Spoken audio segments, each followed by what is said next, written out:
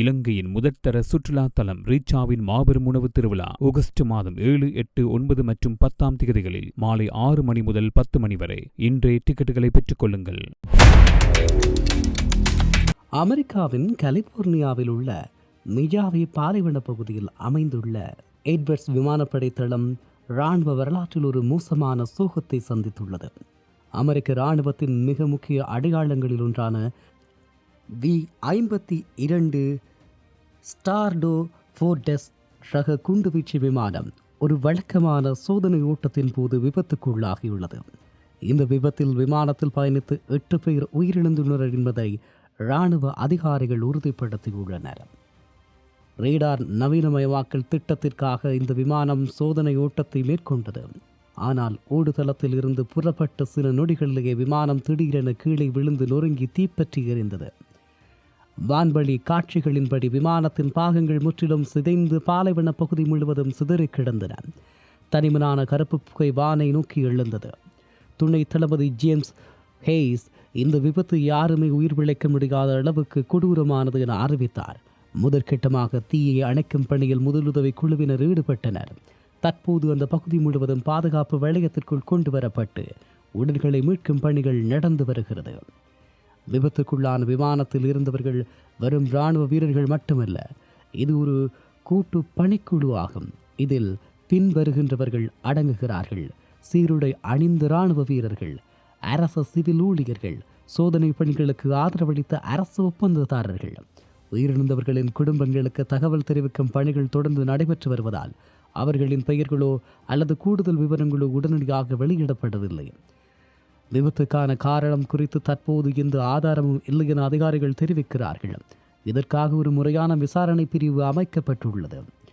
இடைக்கால பாதுகாப்பு வாரியம் உடனடியாக உண்மைகளையும் தரவுகளையும் திரட்டும்படியாகவும், அதே நேரம் பாதுகாப்பு புலனாய்வு வாரியம் விபத்தின் அடிப்படை காரணத்தை ஆராயும். இதற்கு சுமார் 30 நாட்கள் ஆகும். விபத்து புலனாய்வு வாரியம் முழுமையான இறுதி அறிக்கையை தயாரிக்கும். இந்த முழுமையான விசாரணை முடிய 6 மாதங்கள் வரை ஆகலாம். விபத்து நடந்த பகுதியில் கருப்பு பெட்டியை தேடும் பணிகள் தீவிரமாக நடந்து வருகிறது. பாதுகாப்பான காரணங்களுக்காக ஓடுதளத்தை சீரமைப்பதற்காகவும் தற்காலிகமாக விமானப்படை தளத்தின் சோதனை பணிகள் நிறுத்தப்பட்டுள்ளது. V-52 ஸ்டார்டோ ஃபோர்டெஸ் என்பது அமெரிக்க இராணுவ வரலாற்றில் மிகவும் புகழ்பெற்ற மற்றும் பழமையான குண்டுவீச்சு விமானங்களில் ஒன்றாகும். 1955 முதல் சேவையில் இருக்கும் இந்த விமானம் பல தசாப்தங்களாக அமெரிக்காவின் நீண்ட தூர தாக்குதல் திறனின் முதுகெலும்பாக திகழ்ந்து வருகிறது.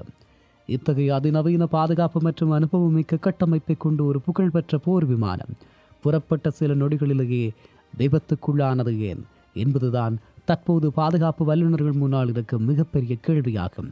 இப்படியான ஒரு சூழ்நிலையில் பாலைவன பேரழிவாக எட்வர்ட்ஸ் V-52 விமான விபத்தின் தொழில்நுட்ப மற்றும் வரலாற்று பகுப்பாய்வை நாங்கள் பார்க்கலாம். அமெரிக்காவின் கலிபோர்னியாவில் உள்ள எட்வர்ட்ஸ் விமானப்படை தளத்தில் ஜூன் மாதம் 15 தேதி 2026 அன்று நிகழ்ந்த V-52 குண்டுவீச்சு விமான விபத்து உலகளாவிய இராணுவ வட்டாரங்களில் மிகப்பெரிய அதிர்வலைகளை ஏற்படுத்தியுள்ளது. வெறும் விபத்து செய்தியாக இதை கடந்துவிட முடியாது. இதன் பின்னணியில் பல தசாப்த கால இராணுவ வரலாறு மற்றும் நவீன தொழில்நுட்ப சவால்கள் நிறைந்து காணப்படுகிறது. விபத்துக்குள்ளான விமானத்தின் பின்னணி: விபத்தில் சிக்கிய விமானம் சாதாரணமாக ஒன்றல்ல. அது 60-0061 என்ற பதிவு எண் கொண்ட V-52H ஸ்டார்டோ ஃபோர்டெஸ் ரக விமானமாகும். இது அமெரிக்க விமானப்படையின் 412வது சோதனை பிரிவைச் சேர்ந்தது. இந்த விமானம் சமீபத்தில் 2025 டிசம்பரில் சான் ஆண்டோனியாவில் இருந்து எட்வர்ட்ஸ் தளத்திற்கு கொண்டு வரப்பட்டது. அமெரிக்க விமானப்படை தனது பழைய V-52 விமானங்களை 2050 வரை நீடித்து உழைக்க வைக்க திட்டமிட்டது. அதன் ஒரு பகுதியாக இந்த விமானத்தில் அதிநவீன ரேடார் நவீனமயமாக்கல் திட்டம் நிறுவப்பட்டு அதன் முதல் கட்ட சோதனை ஓட்டங்களின் போதுதான் இந்த விபத்து நிகழ்ந்துள்ளது. இந்த விபத்து V-52 விமானங்களின் பாதுகாப்பு வரலாற்றில் ஒரு கரும்புள்ளியாக மாறியுள்ளது. 10 ஆண்டுகளுக்கு பிறகு நடந்த முதல் விபத்து கடைசியாக 2016 குவாம் தீவில் உள்ள ஆண்டர்சன் விமானப்படை தளத்தில் V-52 விமானம் விபத்துக்குள்ளானது. ஆனால் அதில் இருந்த 7 பணியாளர்களும் உயிர் பிழைத்தார்கள். 44 ஆண்டுகளில் இல்லாத உயிரிழப்பு.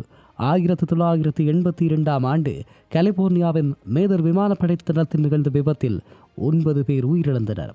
அதற்கு பிறகு கடந்த 44 ஆண்டுகளில் நிகழ்ந்த மிக மோசமான மற்றும் அதிக உயிரிழப்புகளை கொண்ட B-52 விபத்து இதுவாகும். பொதுவாக இத்தகைய மூலோபாய போர் விமானங்களில் 5 விமான வீரர்கள் மட்டுமே பயணிப்பார்கள்.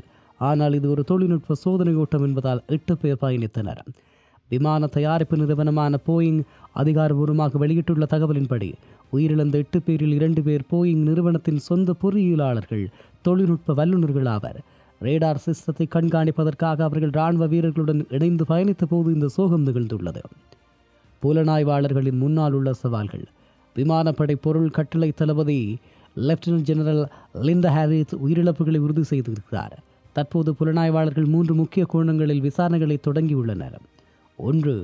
AESA ரேடார் தொழில்நுட்பம்.